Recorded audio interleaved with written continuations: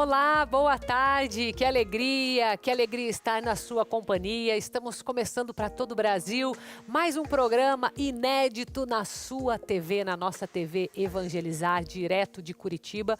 Programa A Vida em Foco, trazendo para você saúde, qualidade de vida, informação para você se cuidar para mais de 1.200 cidades que estão conectadas com a gente. E nesse dia de hoje nós vamos falar sobre questão mental, a sua saúde mental. E olha que interessante isso que eu vou te dizer agora. Essa é uma preocupação que tem aumentado significativamente a ponto de ser uma preocupação maior do que até mesmo o próprio câncer, né, que tantas pessoas temem. Então a gente vai falar sobre esse assunto. Meu primeiro convidado, o Dr. Igor Bereza, que é psiquiatra e também professor de medicina da Universidade Positivo. Vamos conversar também a respeito de cuidados paliativos, né? Outro momento que sei que é delicado da vida das pessoas, mas que a gente precisa entender o que pode ser feito para falar numa questão assim de saúde, não só física, mas também emocional da família, né? E também você vai conhecer sobre uma história de mulheres que têm o sonho de viajar e também de tocar o negócio próprio. Então elas resolveram sair em uma Kombi ensinando bordado. Você vai conhecer um pouco mais sobre essa história e tem muito mais para você, tá? Então fique comigo, está começando o programa A Vida em Foco.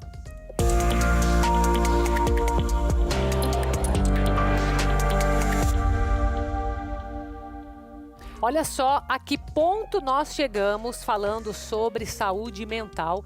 Eu sei que tem pesquisas mostrando de fato essa preocupação, né, dos brasileiros, enfim, talvez não seja só dos brasileiros, mas do mundo todo, falar que a saúde mental é mais preocupante do que doenças graves, né? Como, por exemplo, o câncer. Olha a comparação que está sendo feita.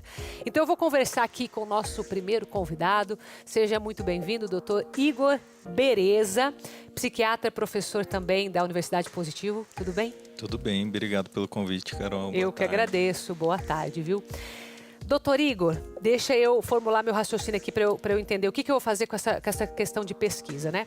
A gente sabe que as pesquisas, elas são relevantes para a gente pegar dados, entender esses dados, analisar, enfim, o que está acontecendo. E elas também são indicadores de alguma forma, né? E quando a gente pega uma pesquisa dessa, olhando para a questão mental das pessoas e trazendo como uma preocupação, eu queria entender da tua experiência, a tua análise clínica, né, com teus pacientes, se isso de fato é uma coisa que condiz com a realidade, né? Com aquilo que você está vivendo dentro do consultório. Sim, primeiramente, a gente precisa se situar na situação que a gente vive hoje no nosso país, pós-pandemia, e também a gente reconhecer o que a OMS trouxe para a gente esse ano, que o Brasil é o país mais ansioso do mundo e o 5º país com mais casos de depressão do mundo. Nossa. Então, esses dados são muito alarmantes para a saúde mental do país. A gente também precisa lembrar que a doença mental em si, muitas vezes não vem sozinha.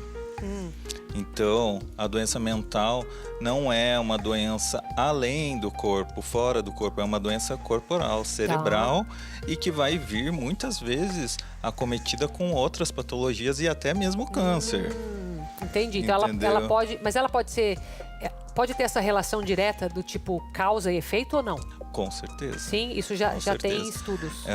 Até hoje eu estou migrando mais para uma área que se chama psiquiatria nutricional. Porque hoje se entende que o intestino é o segundo cérebro. Por quê? Porque a produção de serotonina é feita no intestino. E a gente vê doenças como a depressão, a ansiedade, uma desregulação muito grande de serotonina e uma inflamação generalizada no corpo. Então, com essa inflamação, se gera uma alteração intestinal, uma alteração de absorção de nutrientes, uma alteração de apetite, uma alteração de hábitos, uma alteração de comportamento. E aí se forma uma doença. Ou seja, a questão mental, ela não é só um comando que a pessoa acha que ela está doente e vai ficar... Não, existe essa parte química mesmo que se reproduz na carne, né? Digamos. Exatamente, não é só a parte emocional. Tá? Então, existe vários critérios para a gente diagnosticar uma doença, um transtorno de humor, um transtorno de ansiedade. Mas o que a gente entende é que para a gente estabelecer que existe uma doença, existe uma disfuncionalidade no padrão de comportamento. Tá. Entendeu? Então existe uma desregulação no comportamento dessa pessoa. Além dos sintomas emocionais, tristeza, apatia, falta de prazer. Deixa eu aproveitar a tua especialidade então, já que você está nessa área de nutrição. É de nutrição, né? Isso. Você acredita que a pessoa ela pode ter um efeito positivo, uma melhora nessa capacidade, nessa qualidade de vida mental, nessa saúde mental através da nutrição? Sim, é o que a gente vê na medicina como um todo. Desde o início do aprendizado na medicina ocidental, obviamente na oriental é totalmente diferente, né? Mas a gente aprende que mesmo com a medicação, mesmo com todas as rotinas que a gente precisa e os tratamentos que a gente precisa colocar nesse paciente que tem alguma patologia, a gente vai conseguir um nível de tratamento até 70%. Nossa. 30% é mudança de estilo de vida. E dentre elas, a alimentação é muito importante. Exercício físico, uma alimentação saudável e rotina de sono. Então, existe essa outra parte que a gente muitas vezes esquece, mas que é muito importante para o tratamento em qualquer patologia. E na saúde mental, eu acho que mais ainda, né? Mais ainda porque tem essa questão que você falou, né? Do hormonal, né? Querendo ou não, a questão serotonina, enfim, toda essa liberação, né? Exatamente. O sono também é um grande regulador desses neurotransmissores. E é à noite que a gente vai conseguir regular tudo isso, regular nosso humor, descansar e conseguir repor muitas coisas para a gente conseguir no outro dia estar disposto e alerta o suficiente e regulado emocionalmente para conseguir enfrentar mais um dia. Agora, o que você nota da cabeça dos pacientes? Como que eles estão tratando esse tipo de situação? Já aceitam que precisa de várias reformas, vou falar aqui, né? Várias revisões na vida deles, né? Desde hábitos até medicação, quando for o caso. O doutor é psiquiatra, né? Então, eu vejo uma certa... eu não sei nem se é resistência, né? Eu acredito que seja assim, buscando a própria saúde. Algumas pessoas evitam ir atrás de um medicamento, sendo que tem uma ansiedade, né? Que não é só um sentimento, é uma ansiedade estabelecida, né? Diagnosticada mesmo, e ficam assim, sabe, receosas. Isso dentro da especialidade a gente chama de psicofobia. Existe um nome para isso. Interessante, um psicofobia. Neologismo, né? Tá. Mas que o Dr. Antônio Geraldo, que é o presidente da Associação Brasileira de Psiquiatria, cunhou e que traz esse estigma todo quanto à profissão, quanto à medicalização. Eu acredito que ainda no nosso país existe muito esse preconceito, muito não só a medicação, mas há muitos procedimentos que são mal vistos dentro da psiquiatria e são mal conhecidos. Então, mas falta informação também. Eu acho que falta muita informação e falta muito a gente conseguir debater o porquê e quando a gente precisa tratar. E o que a gente precisa tratar? O que é ansiedade? Muitas pessoas confundem o que é ansiedade com uma inquietação, com nervosismo, com estresse. Então, acho que assim, essa abertura maior para se conversar sobre e que você está trazendo aqui no programa é muito importante para a gente divulgar isso, para saber, para a população mesmo saber de que maneira abordar isso da melhor forma e aceitar um pouquinho melhor, porque não é sempre que a gente vai tratar com medicação. A gente vai tratar com medicação quando o paciente está descontrolado, quando existe uma disfuncionalidade, quando existe uma doença tão grave que o paciente não consegue mais controlar os sintomas. Entendi. Que existe um déficit social, econômico, funcional, entende? que ele não consegue, porque da ansiedade não consegue se relacionar com uma pessoa. Ou ele começa a ter muito conflito no trabalho, ou começa a não conseguir ir para o trabalho. E aí a gente sim precisa resgatar essa pessoa e fazer um tratamento conforme um protocolo que a gente tem na medicina já. Entendi. Mas interessante você falar isso, porque não é a primeira opção, né? Quer dizer, somente se tiver bem claro, e daí o especialista vai saber dizer, talvez, exatamente, né? Entrar exatamente. Mas, então, desse ponto de vista que você está falando, a pessoa que se sente inquietada por algum motivo e ela está ouvindo a nossa conversa aqui hoje, se ela resolver dar um passo de procurar um psiquiatra diretamente, Sim. porque geralmente acredito que se passa pelo psicólogo, o psicólogo trabalha alguma coisa, né? Mas ela foi direto para o psiquiatra e de repente ela está disposta a fazer o que precisa ser feito da parte dela em termos de hábitos, em termos de fazer mudanças mesmo, né? Vou dar um exemplo aqui de uma pessoa que eu conheço, a pessoa tinha colesterol alto, sabe? E aí o médico falou assim, ó, seguinte, a gente pode começar o remédio agora para baixar teu colesterol, ou a gente pode, daqui 6 meses, se você prometer para mim que você vai inserir atividade física, talvez se em 6 meses baixa esse colesterol. Se você conseguir, deixa você sem o remédio, senão a gente vai ter que entrar, né? Então, digamos, colocar as condições para a pessoa, né? E para ela fazer, enfim, aquilo que realmente precisa ser feito. Isso funciona também ou não? Com certeza. E isso que eu estava falando, que a gente precisa entender que não é sempre, não é todos os casos que a gente vai medicalizar. Não é só isso, a psiquiatria. Eu estava falando esses dias para um paciente que eu não acredito que a psiquiatria seja a gente só saber o patológico. Não é a gente saber o patológico. Saber o patológico todo mundo sabe.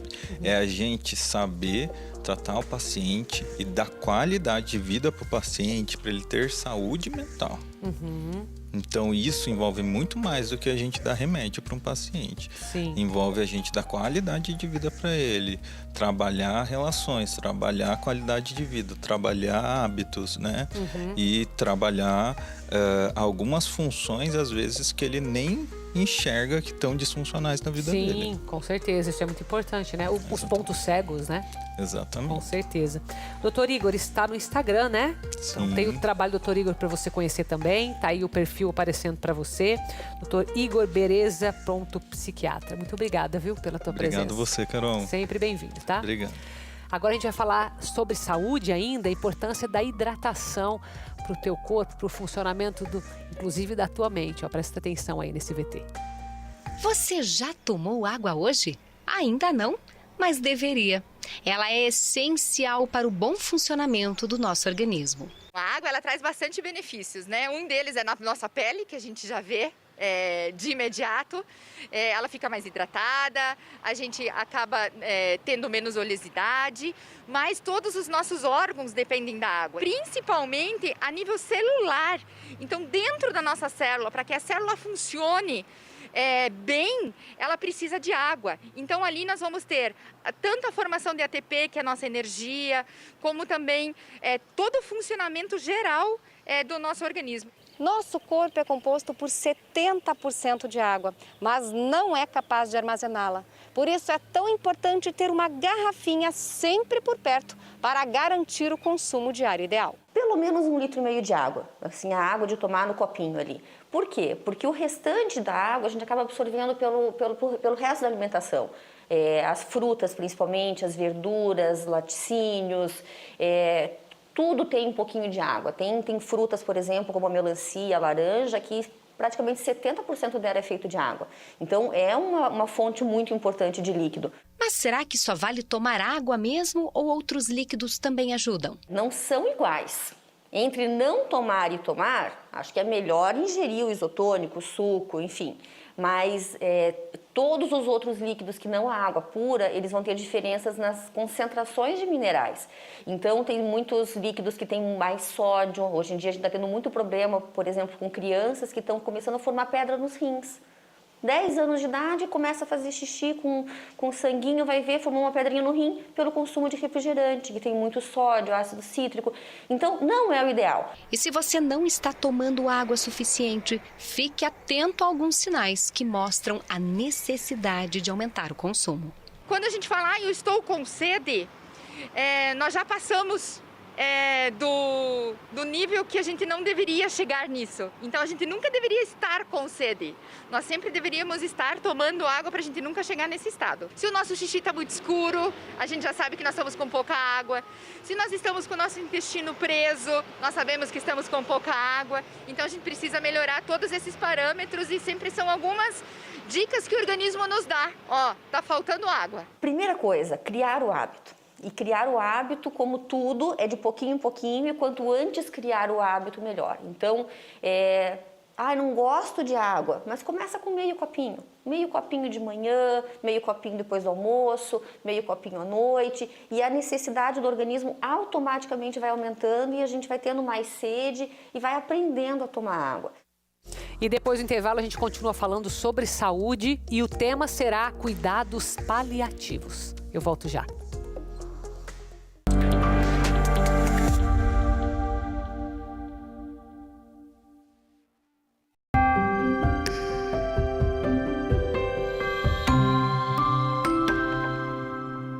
A Telesom está de casa nova. Venha aproveitar as promoções e novidades que preparamos para você. Na compra do seu óculos completo, você ganha 10 cartelas de pilhas. A Telesom está no coração da cidade, entre as duas marechais. Ei, você aí que está acima do peso. A Flora Vita trouxe um recado para você. Você ainda sente que nada lhe cai bem? Nenhuma roupa parece ter sido feita para você? Cada ano que passa, precisa comprar roupas cada vez maiores. Fique mais disposto. Sinta-se cada dia melhor. Você pode se você quiser. Acredite, o ActiNutri é o emagrecedor mais potente que existe no mercado. E diferente dos demais, é um produto seguro, aprovado pelos órgãos reguladores. Seus 8 componentes naturais, além de reduzir a sua vontade de comer em excesso, ainda vão ajudar na melhora do seu trânsito intestinal, fazendo você eliminar peso e gorduras naturalmente. Ligue agora para o telefone que está na sua tela ou aponte o celular para o QR Code e adquira um imbatível ActiNutri com frete grátis e parcelamento em até 10 vezes em todos os cartões. A TV Evangelizar também está no Twitter. Segue a gente por lá.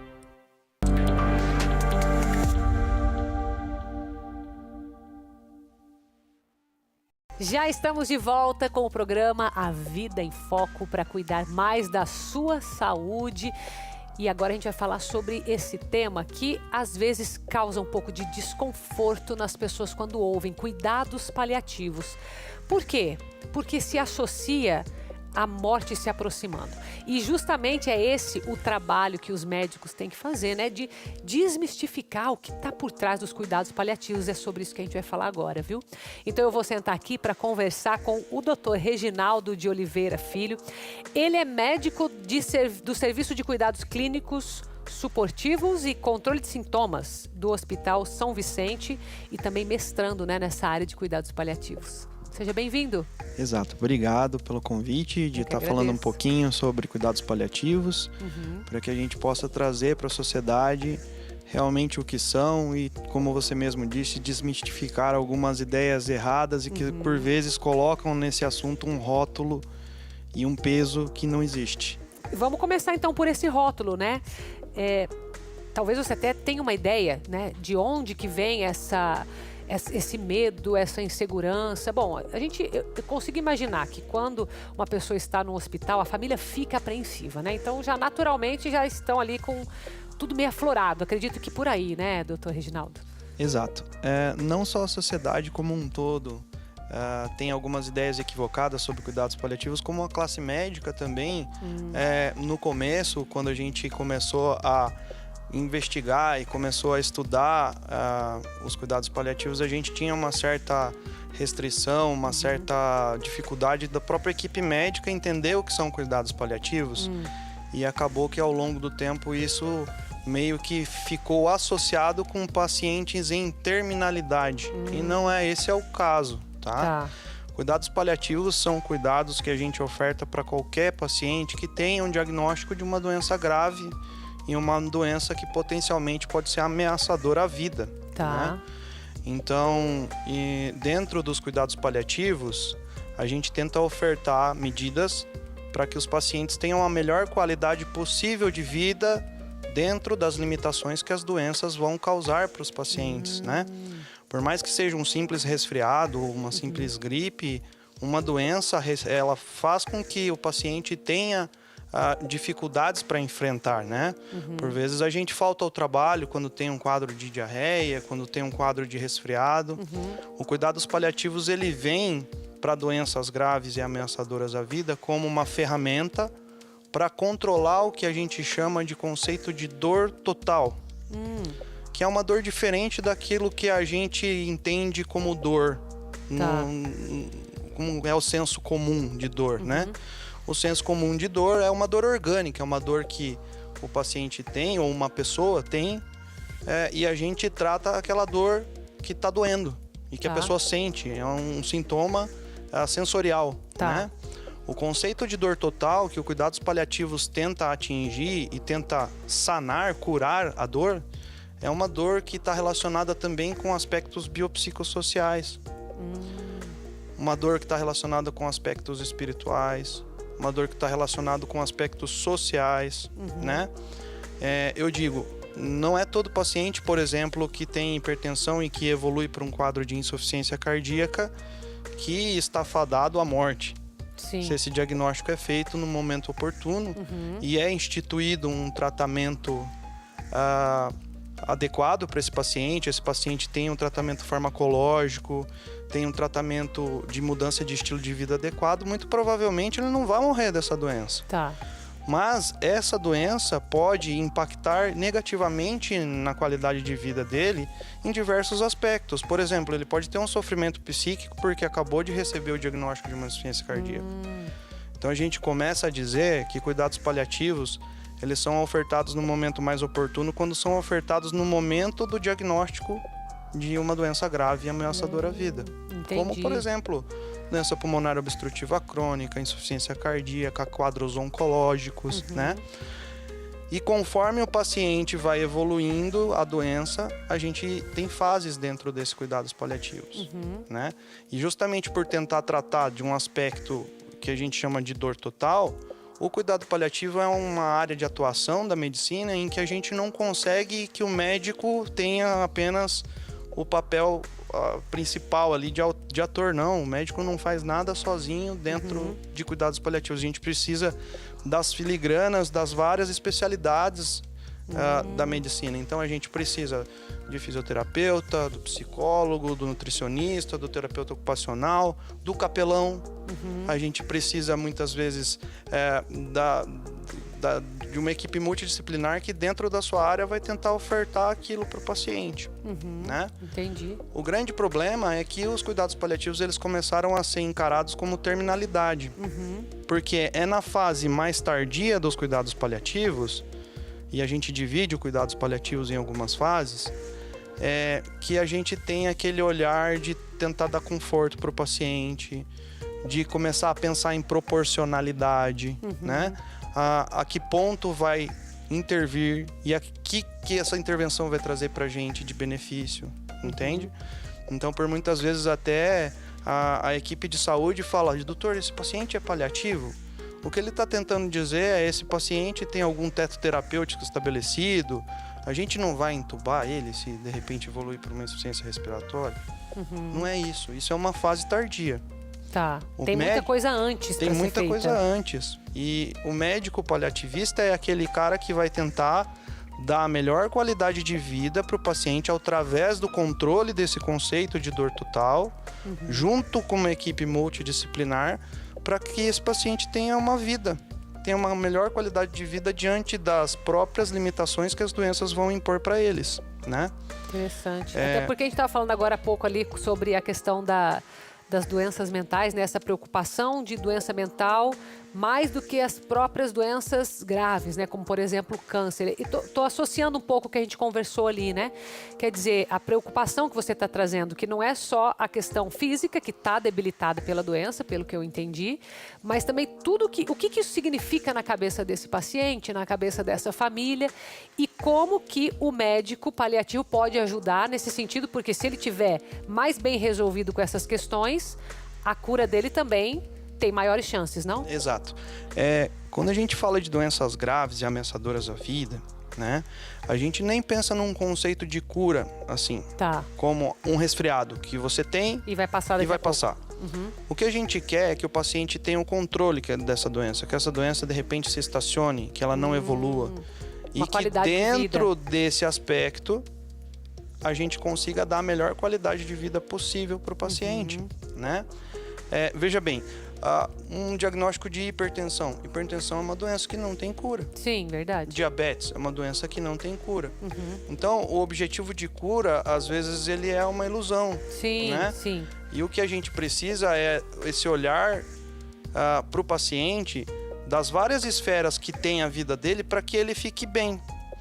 Lá no passado, no início dos cuidados paliativos, a Cecily Saunders, que foi uma enfermeira que cunhou esse termo de paliativo, ela colocava que muitas vezes a gente não consegue dar mais dias de vida para um paciente. Ele tem uma doença e a história dele está escrita, mas a gente consegue dar mais vida para o dia que ele tem. Então qualidade mesmo de vida. É uma mudança, da melhor forma possível. É uma mudança de mindset, assim, que a gente tem, sabe? Cuidados paliativos, eu tô como hospitalista do Hospital São Vicente há quase 10 anos. Ali tem um serviço de cuidados paliativos vanguardista, assim, um dos pioneiros no estado do Paraná, né? Para você ter ideia, uma das profissionais mais atuantes e que mais tem resolutividade em qualidade de vida para o paciente é assistente social. Olha só que interessante. Porque de repente é um paciente que está com um monte de problema social e a assistente vai lá e fala, olha, você tem direito a ter esse benefício para poder acertar isso da tua vida. Pronto, a pessoa já resolve essa parte. Eu vou chamar o teu filho que faz 30 anos que não te vê para te ver. E que a gente possa sentar e conversar e se reconciliar. Nossa. Entende? Então são várias dores que o sofrimento, que o ser humano tem, que geram sofrimento para ele, e que ao longo da vida e a ciência avançando, a tecnologia avançando e faz exame para isso e faz rastreio para aquilo, a gente começou a deixar de lado. Sim. A gente começou a dar importância coisa, né? só para as coisas que a gente consegue mensurar e falar, o tumor tem tanto tamanho, esse, vamos tratar isso. Cuidados paliativos, a gente costuma dizer que é um médico que vai parar de olhar para a doença, às vezes, e começar a olhar para o doente. Então, essa uma quebra a de paradigma. Então, assim, do fundo do meu coração, o que eu mais queria é que quando uma pessoa que seja ali dos seus 50, 60, 70, 80 anos recebesse a indicação de passar com um médico paliativista, que ele não ficasse assustado. E que ele não achasse que isso está relacionado com um fim próximo. Porque a gente tem diversas doenças e a gente tem diversos pacientes que ficam no serviço 20, 30, 40 anos. E assim, quando a gente cura todas essas dores totais, né? Cura a dor biopsicossocial, a dor espiritual, o sofrimento psíquico, trata tudo isso junto com a dor orgânica, a gente consegue controlar as doenças mais rápido e consegue dar uma melhor qualidade de vida e o doente fica bem. Com certeza. E quem tá bem não morre. Com certeza, com certeza. Bom, Hospital São Vicente, Curitiba, aparecendo para você aí no Instagram, referência aqui. Muito obrigada, viu, pela tua presença, doutor. Sempre bem-vindo. Eu queria agradecer a oportunidade mais uma vez de estar aqui falando com vocês sobre esse assunto.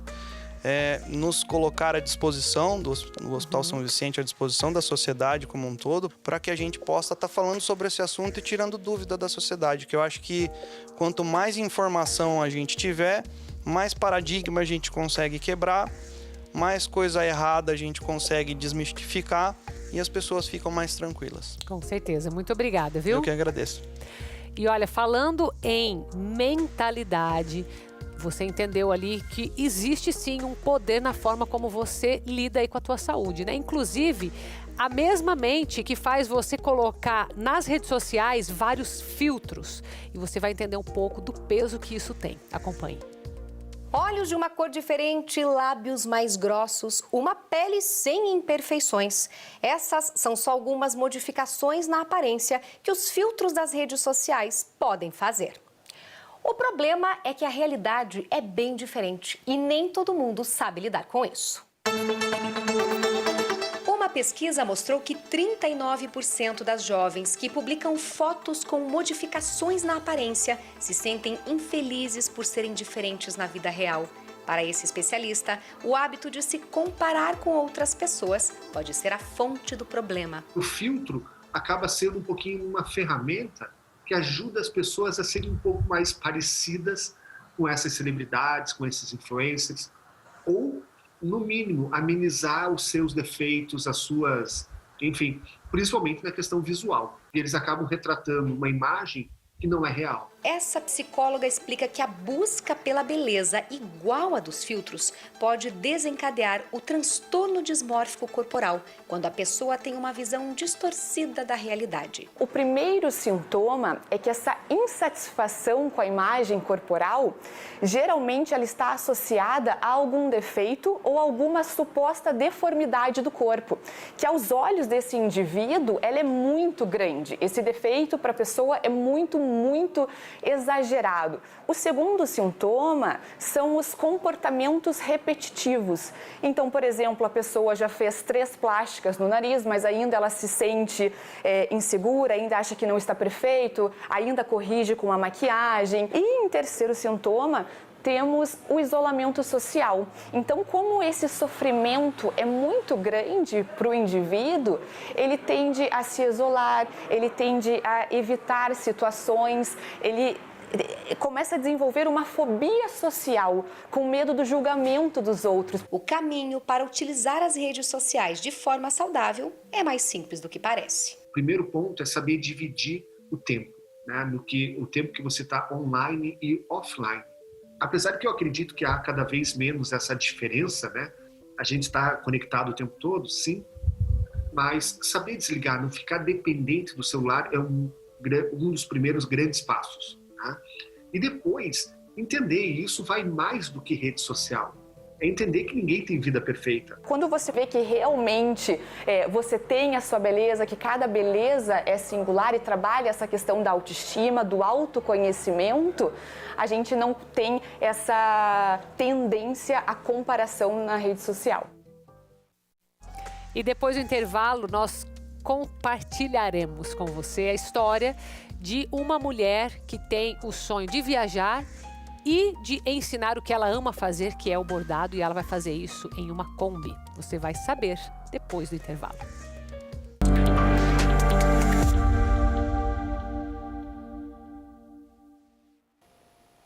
Olá, muito boa tarde, meu irmão, minha irmã. Estou aqui diretamente do Santuário Nossa Senhora de Guadalupe e de Jesus às Santas Chagas. É quinta-feira eucarística, isso mesmo. Hoje queremos adorar Jesus na Santa Eucaristia e esperamos por você aqui no santuário. Mas você também pode acompanhar aí no conforto do seu lar, diretamente ao vivo, pela TV Evangelizar às 19 horas. Lembrando que o nosso tema de hoje é Jesus Eucarístico, restaurai o meu equilíbrio emocional. Teremos também as bênçãos das velas. Então, às 19 horas em ponto, estaremos aqui juntos, louvando, bendizendo, mas também clamando por cura, clamando por libertação. Você tem uma pessoa que está confusa na sua casa, angustiada, você está passando por isso? Tem já se sentido como que no fundo do poço? Vamos rezar, clamar ao Senhor por bênçãos, por milagres, por prodígios na nossa vida. Jesus Eucarístico está nos esperando. E quinta-feira é aqui, sempre, na TV Evangelizar, junto com você. Você já pode ir ligando para nós. No operadora 41 3221 6060. Ligue deixando o seu pedido de oração, a sua intenção, a sua necessidade. Porque quinta-feira eucarística é aqui na TV Evangelizar.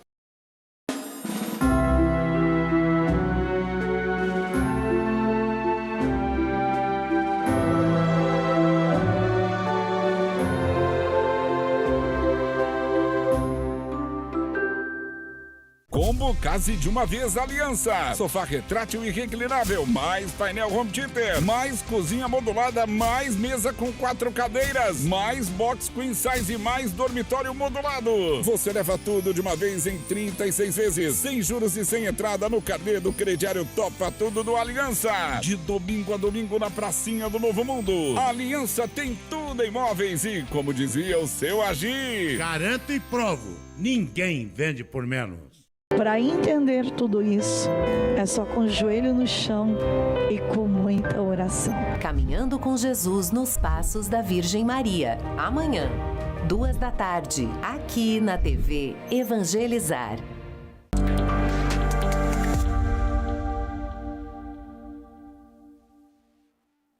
Já estamos de volta com o programa A Vida em Foco e dessa vez a gente vai falar sobre histórias que inspiram. Olha só, não é uma mulher só não, duas, viu? Duas artesãs, ou seja, pessoas que têm aquele dom de trabalhar com as mãos, amam bordar e também queriam viajar pelo Brasil. O que elas pensaram? Como que eu posso aliar essas duas vontades que nós temos, né? O que elas fizeram? Pegaram uma Kombi, transformaram ali dentro num ateliê praticamente, um ateliê móvel e saíram viajando pelo Brasil para ensinar isso que elas amam fazer, que é o bordado. Acompanhe essa história. Essas duas mulheres foram unidas por uma paixão, o bordado, uma arte que faz parte da vida delas desde muito cedo. Eu aprendi bordado com a minha avó, porque na época bordava-se enxovais de bebê, enxovais de noiva, né? Então aprendi bordado com ela e ao longo da vida o bordado sempre fez companhia. Eu aprendi com uma vizinha. Eu tinha em torno de uns 11, 12 anos, eu via ela lá na cadeirinha dela bordando e tinha curiosidade, chegava perto e um dia ela falou, você quer aprender, eu te ensino. E aí ela começou a me ensinar. O tempo passou. A Ulda e a Anne seguiram outros caminhos. Mesmo assim, nunca deixaram agulha e linha de lado. Eu já trabalhei em ateliê de costura, eu já trabalhei em call center, eu já dei aula, trabalhava às vezes durante o dia e bordava à noite, porque o bordado estava sempre presente, né? Tinha sempre uma encomendazinha de bordado, então a gente sempre fazia assim. Bordava para os amigos, para as crianças das famílias que iam nascer, sobrinho, alguém queria um presente para casamento, daí eu ia lá e bordava a toalha, porque além do ponto cruz eu bordava fita no etamine também, que é um outro bordado também. As bordadeiras se conhecem há 15 anos. Chegaram a montar um ateliê juntas, mas ainda queriam fazer muito mais. A Ulda já dava aulas pela internet e foi aí que percebeu uma dificuldade. E sabe onde essa ideia veio parar? Dentro de uma Kombi. Isso mesmo. Já que elas sonhavam em levar a arte do bordado para lugares que não têm acesso, essa foi a solução. Morar dentro do veículo, que também vai servir como sala de aula. Nós percebemos que as pessoas tinham dificuldade com relação ao material, com relação ao curso, por não ter na cidade deles para quem ensinasse, né? E as pessoas têm aquela sede de aprender. Sabe? Eles deixavam bem claro, nós queremos aprender e não temos como. Uns por não ter poder aquisitivo, porque os cursos online são caros, né? Então veio a ideia de irmos até eles. Então a gente começou a conversar o assunto e tal, nós tínhamos um ateliê de costura onde fazíamos enxoval de bebê. Então nós vendemos todo o nosso maquinário e investimos na Kombi. É claro que não foi fácil montar uma casa dentro da Kombi. As mãos, acostumadas com um trabalho tão delicado, tiveram que fazer o serviço pesado. Porque a gente não entende nada de móveis, essas coisas, não tinha uma ferramenta adequada, né? Então, com o que a gente tinha, nós pegamos um guarda-roupa, desmontamos e fomos fazendo os móveizinhos dentro dela. Nesse período, até a gente poder conseguir sair. O desafio foi que a gente não tinha ferramenta adequada. E aí tudo complicava um pouco porque não tínhamos uma serra adequada, não tínhamos uma furadeira, não tínhamos uma parafusadeira. E aí ganhamos uma tico-tico. E olha, e corta aqui, corta ali, um guarda-roupa de 6 portas, a gente conseguiu enxugar e fazer as peças. Agora falta pouco para o projeto das bordadeiras nômades entrar em prática. A Kombi, batizada carinhosamente de Agulha de Prata, ainda precisa de reparos para desbravar o Paraná. Por enquanto, as duas estão em Curitiba, ansiosas para pegar a estrada. Com agulha ou volante nas mãos, não importa, elas ainda querem muito mais. Para minha vida, eu quero isso, a liberdade de ensinar, de ser vista como uma pessoa que está sendo útil a alguém, sabe? É isso que eu quero para mim. Quando a gente chegar lá mais para frente, deixar aí um legado para alguém, de você ter contribuído para aquela sementinha ali. É isso, acho que isso não tem preço. Fazer o bem sem olhar quem.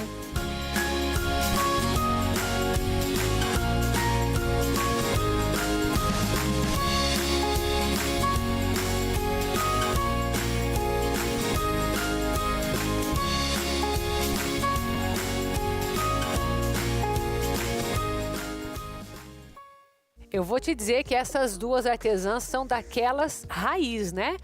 As mulheres bordam e conseguiram transformar um guarda-roupa, meu bem, de 6 portas naquilo ali que parecia... Você viu aquela cama que parecia até...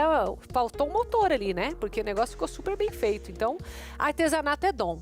E falando em artesanato...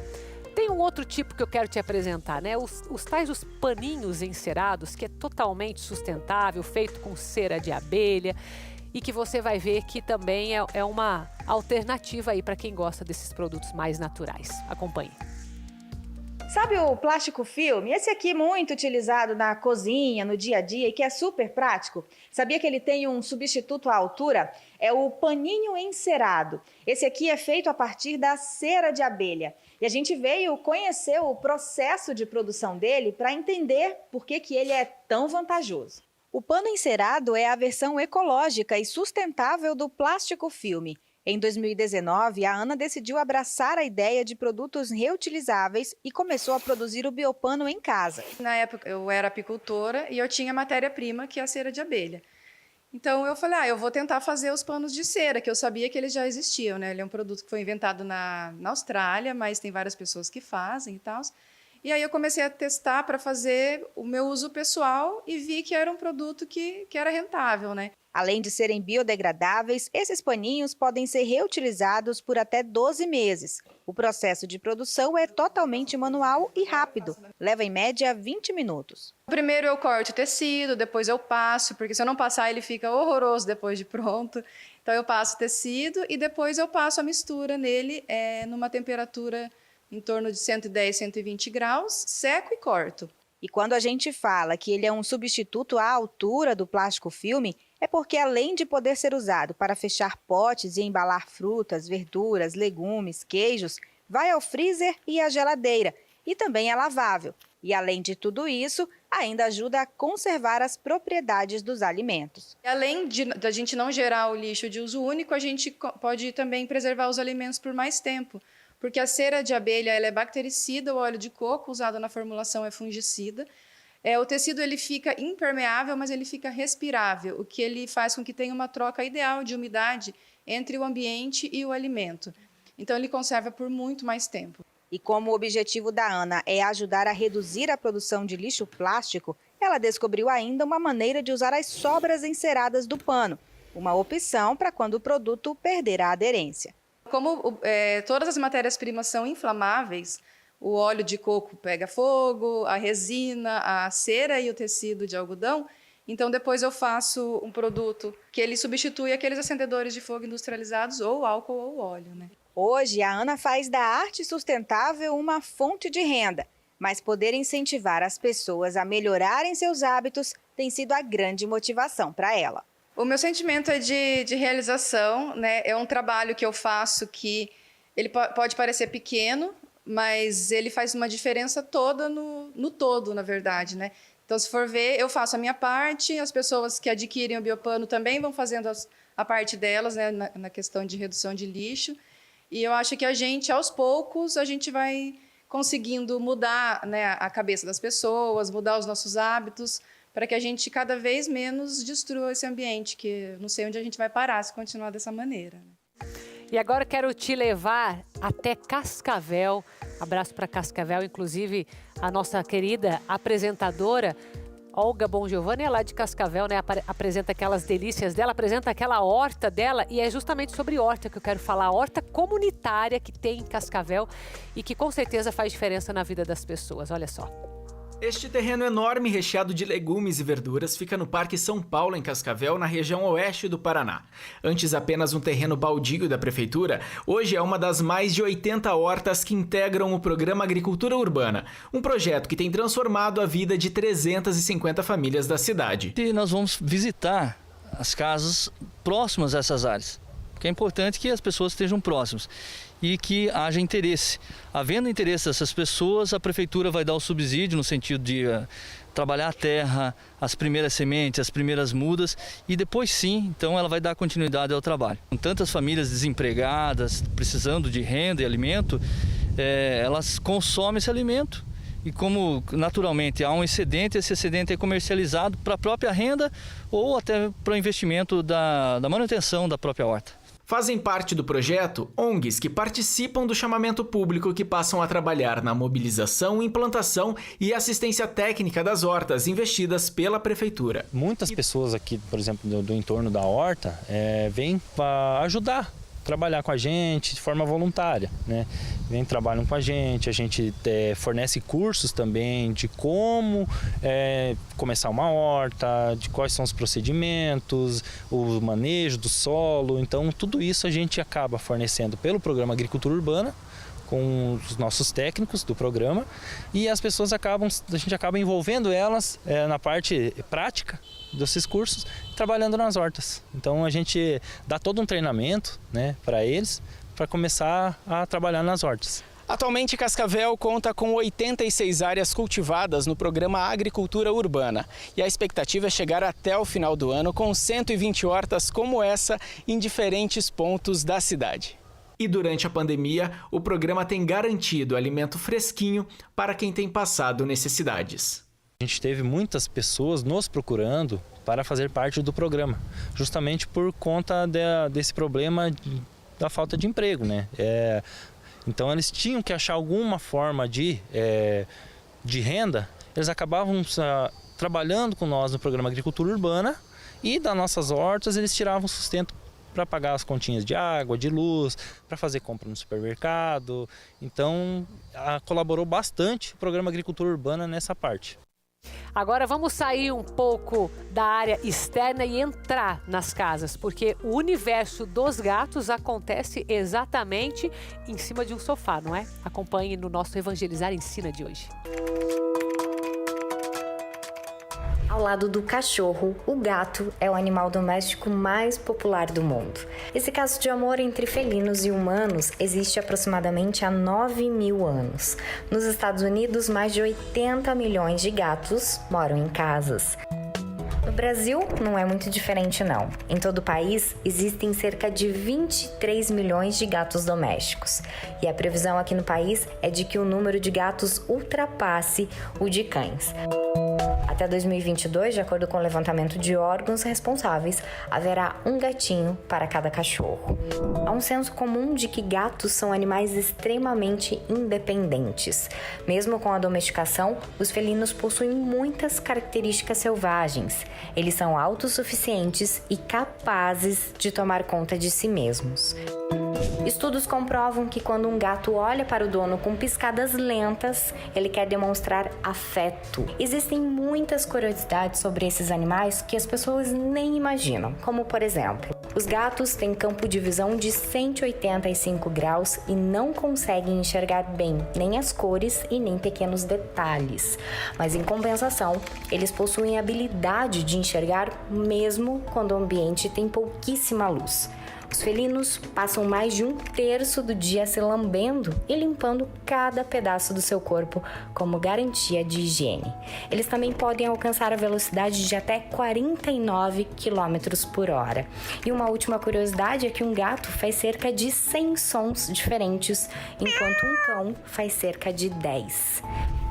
Você que pensa em adotar um gatinho, saiba que a expectativa de vida desses animais é de até 16 anos. E existem registros de alguns felinos que já chegaram a viver mais de 2 décadas. Por hoje é só, até a próxima!